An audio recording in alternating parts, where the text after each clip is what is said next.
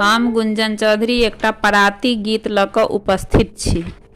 अहाँ सबके केहन लागत से कमेंट क के बताएब। हम न जियब बिनु राम हे जानकी, हम न जियब बिनु राम। राम लखन सिया बन के गमन केला, नृपति तेजल निज धाम हे जानकी, हम न जियब बिनु राम। होइत परात हमहु बन जाएब, जहाँ भेटत सीताराम हे जानकी,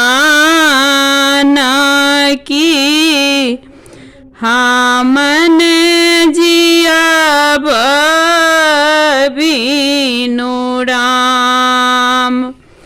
हम न जियब बिनु राम हे जानकी,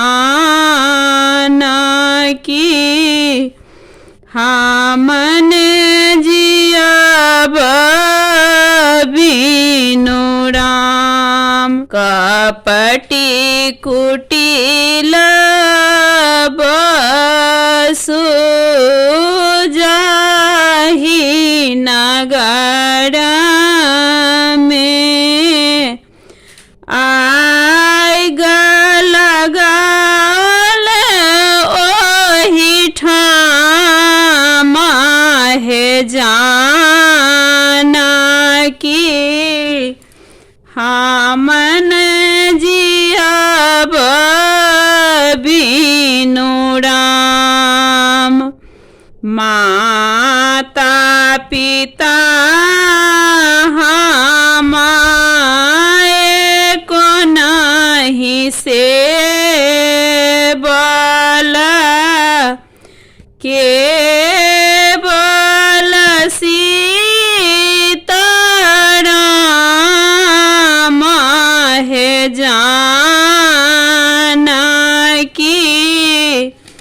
हम न जियब बिनु राम।